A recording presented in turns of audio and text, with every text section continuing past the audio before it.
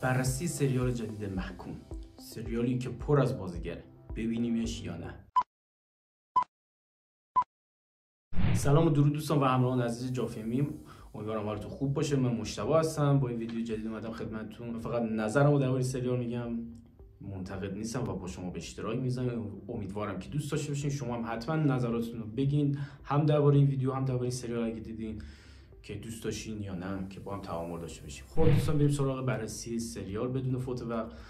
سریال دوباره مثل خیلی سریال دیگه اومده بود تبلیغات رو انداخته، پر از تبلیغات بود دیگه، که من از همون تبلیغاتش نمیدونم چرا حس خوبی نمیگرفتم و تبلیغاتش مثلا حالت تکراری داشت، انگار مثلا زخم کاری رو دارید تبلیغاتش میبینید، یا خیلی از چیزای دیگه مثلا این از یاد رفته اومده بود. بیلبوردشو تو خیابون دیدم، اصلا وایب خوبی نگرفتم و دیگه من با خودم گفتم این بازم از همون سریالی که میخواد جو بده علیکی با تبلیغاتش.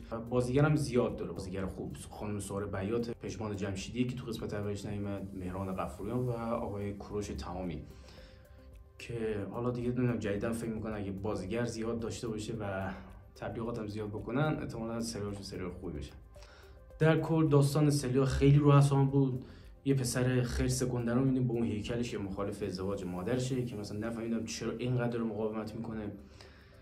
مادرش هم یه وکیل ظاهرا خوبه و کسی هم که میخواد باهاش ازدواج کنه یه روانشناس خوب و بالغیه و از این روانشناسا، از این آدمای تیپیکالی که زیاد دیدیم و کلیشه‌ای شخصیتش، از این شخصیت مثبت‌ها داره که همه چیز خوب می‌بینه و عالیه.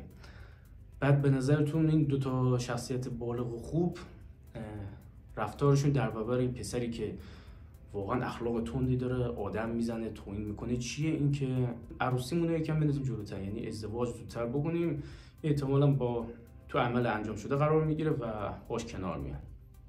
واقعا کاری که میخوام بکنن نگاه کنید، دو تا آدم بالغ و ایشون هم روانشناسه تازه.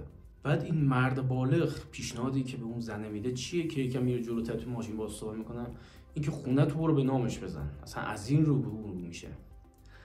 روانشناس مملکت هم هست و همچین پیشنهادی میده.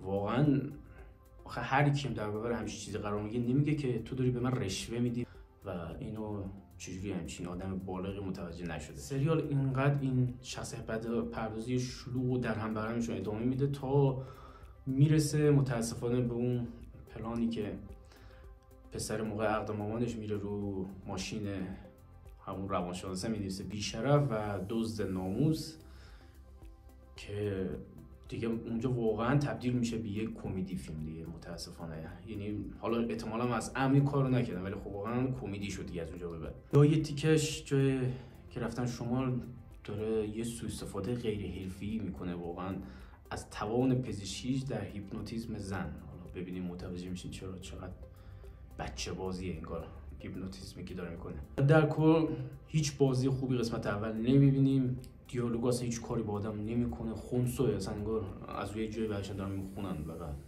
اگه دقت کرده باشین ببینید انگار که اصلا اینا دارن صحبت میکنن، موقعی که عصبانی ان، موقعی که خوشحالن، هیچ حسی نیست بین دیالوگایی که دارن رد و بدل میکنن و روابط بین آدما هم اصلا قابل باور نیست توی سریال. نکته مثبت اگه بخوام بگم انصافا پایان بندی سریال غافلگیرم، یعنی واقعا سورپرایز میشه هر کی ببینه.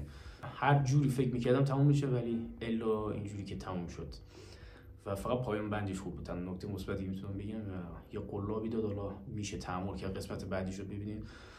و در کل مثل خیلی سریال ایرانی دیگه، حالا بخوام بگم زیاده باز این بخوام بگم، ولی خب دیگه اینا فقط میسازن برای تجاریشه دیگه. قطعا اگه مشکل تجاری داشت و براشون نمیصرفین اینقدر سریال الکی بیرون نمیومد. حالا بازم یه قسمت اومده، با چند قسمت بگذره اون موقع ببینیم چی میشه دید، ادامه داد یا نه. ولی خب به ادامهش امیدوار نیستم واقعا. خب دوستان، امیدوارم که دوست داشته باشین. اینم از بررسی سریال محکوم که جدید اومده بود. ممنون که کانال خودتون دنبال میکنین جافیلمی، و اگه به فیلم و سریال علاقه دارین حتما ساب کنین، لایک و کامنت و ساب بزنین که حمایتتون نیاز دارم. ویدیوهای متنوع زیادی در راه، عاشقتونم. تا درود دیگر، ویدیوی دیگر، بدرود.